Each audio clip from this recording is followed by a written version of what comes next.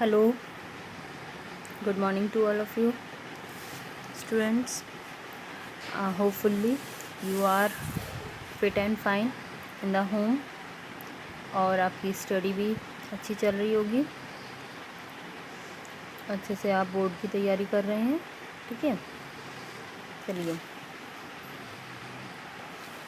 आपका जो चैप्टर 6 था वो कंप्लीट हो गया था। अब आज आपका चैप्टर 7 स्टार्ट होगा, है ना। तो हम चैप्टर 7 आज स्टार्ट कर रहे हैं। चैप्टर 7 है आपका कंट्रोल एंड कोऑर्डिनेशन। और देखिए हमारी बॉडी पे कौन कंट्रोल करता है? ब्रेन, है ना, वही कोऑर्डिनेट करता है। अब कंट्रोल और कोऑर्डिनेट में क्या डिफरेंट है? कंट्रोल करना मीन्स नियंत्रण करना, है ना। कोऑर्डिनेशन मीन्स उसको इंस्ट्रक्शंस देना कि हाउ टू परफॉर्म। ठीक है, तो फर्स्ट ऑफ ऑल देखिए हम इस चैप्टर में अब आपका है एनिमल्स में नर्वस सिस्टम। तो एनिमल्स में जो नर्वस सिस्टम है वो क्या है? आपका ब्रेन, है ना।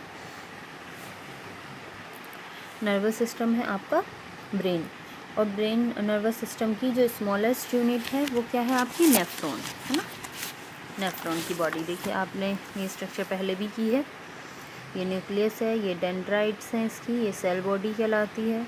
ये आपकी लंबी जो ट्यूब लाइक स्ट्रक्चर है वो एक्सोन है, और इसमें जो एंडिंग में जो नर्व्स निकली हुई हैं उन्हें नर्व एंडिंग बोलते हैं, है ना। ये आपका स्मॉलेस्ट यूनिट है ब्रेन की, जिसको हम बोलते हैं नर्व सेल्स या न्यूरॉन। क्लियर। अब देखिए न्यूरॉन्स के बीच में एक न्यूरॉन सिग्नल जब भेजता है, देखो सेल बॉडी से आपका डेंड्राइट से सिग्नल्स आपके एक्सोन से होते हैं नर्व एंडिंग में जाएंगे, नर्व एंडिंग से फिर दूसरे न्यूरॉन्स की ये सिग्नल जाएंगे डेंड्राइट्स में। तो एक न्यूरॉन के डेंड्राइट्स और एक न्यूरॉन की नर्व एंडिंग के बीच में जो कनेक्शन बनता है, जो गैप आता है, उस गैप को तो कहते हैं सिनेप्स गैप, है ना। और आपका जो SYNAPSE सिनेप्स, है ना, इस हम गैप को बोलते हैं सिनेप्स। और ये क्या करता है, यहाँ पर क्या होता है कि जो केमिकल, देखिए जो इंफॉर्मेशन जाती है वो किसकी फॉर्म में जा रही है? इलेक्ट्रिक सिग्नल की फॉर्म में। तो यहाँ पर नर्व एंडिंग से जब ये सिनेप्स में वो किस में चेंज हो जाती है? इलेक्ट्रिक सिग्नल्स केमिकल सिग्नल्स में चेंज होते हैं, और फिर जब वो अंदर उसमें दूसरे न्यूरॉन में चले जाते हैं तो फिर से वो इलेक्ट्रिक सिग्नल्स आपके केमिकल सिग्नल्स फिर से आपका इलेक्ट्रिक सिग्नल्स में चेंज हो जाते हैं। इसी तरह से इंफॉर्मेशन एक न्यूरॉन से होकर दूसरे न्यूरॉन, तीसरे न्यूरॉन से होकर आपके पर्टिकुलर जगह पर पहुंचते हैं। इसके लिए ब्रेन में आपकी 2 टाइप्स की सेल्स होती हैं, मोटर सेल्स और सेंसरी सेल्स। सेंसरी सेल्स क्या करती हैं? वो सेंस ऑर्गन से सिग्नल्स को ब्रेन तक पहुंचाती हैं। फिर मोटर सेल्स का क्या वर्क होता है? जो सिग्नल ब्रेन में पहुंचा है, अब उसको क्या फंक्शन करना है? पर्टिकुलरली फंक्शन किसके थ्रू होता है? मसल्स के थ्रू। ठीक है, तो पर्टिकुलरली किस मसल्स को क्या वर्क करना है, वो आपकी इन्फॉर्मेशन किसके थ्रू पहुंचती है? मोटर सेल्स के थ्रू। क्लियर। अब आपका देखो इसमें आप पढ़ेंगे ह्यूमन ब्रेन, है ना। एक और चीज़ है आपकी भी बीच में पहले रिफ्लेक्स एक्शन। ठीक है, तो रिफ्लेक्स एक्शन में क्या है? देखो रिफ्लेक्स एक्शन आप पहले से भी आपने पढ़ा है कि कोई भी गर्म चीज़ को अगर हम टच करते हैं तो उसके अगर वो हमें जस्ट अगर हमें भाप भी आएगी या कुछ चीज़ टच हुई है तो एकदम से हमारा हाथ पीछे की तरफ हटेगा। तो ये क्या एक्शन है?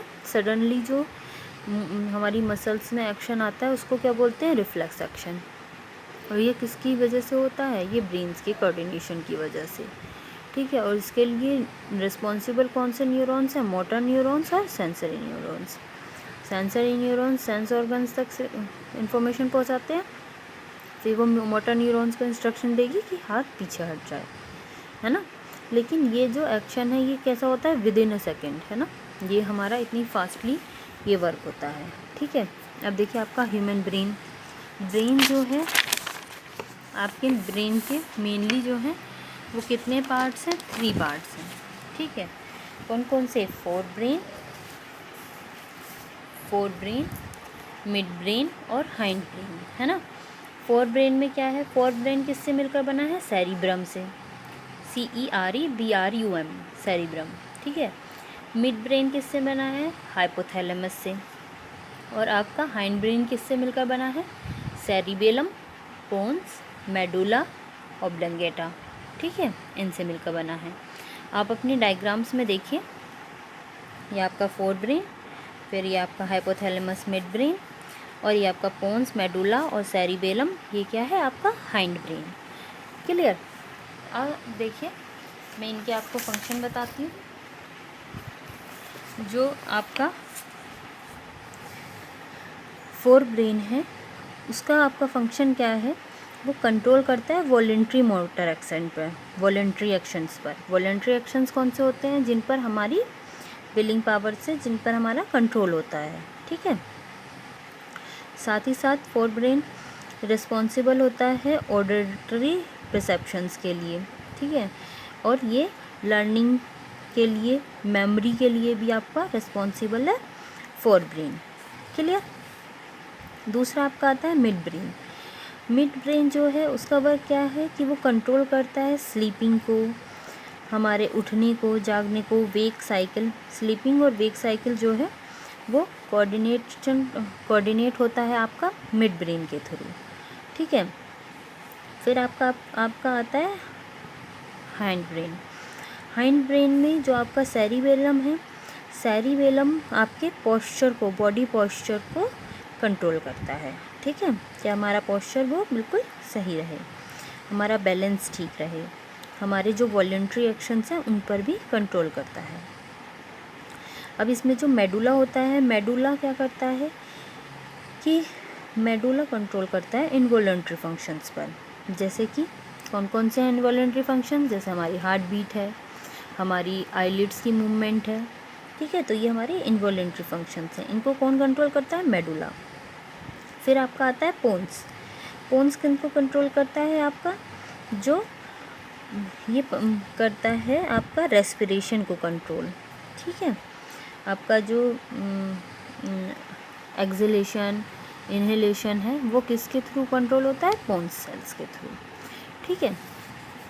ये आपको मैं नोट्स भी प्रोवाइड करूँगी कि ब्रेन के पार्ट्स और उनके स्पेसिफिक फंक्शंस, क्योंकि यहीं से 1 मार्क्स में भी क्वेश्चंस आते हैं और आपको ये 3 मार्क्स में भी अलग अलग तीनों ब्रेन के फंक्शन एलाबोरेट करने के लिए भी आ सकता है, ठीक है। तो मैं ये आपको नोट्स में प्रोवाइड कराऊंगी। क्लियर। तो ये आपका हो गया complete coordination in animal. Next video में हम करेंगे आपका कोऑर्डिनेशन इन प्लांट्स, ठीक है, और फिर आपका हॉर्मोन्स इन एनिमल्स, ये आपका चैप्टर रहता है, ठीक। क्लियर। तो यहाँ तक आप अपना चैप्टर को रीड आउट कीजिए और इससे रिलेटेड जो नोट्स हैं वो मैं आपको कल आपको सेंड कर दूँगी, वो आप अपनी नोटबुक में करेंगे और अच्छे से आप पढ़ाई करते रहिए। Okay, bye, be safe in the home.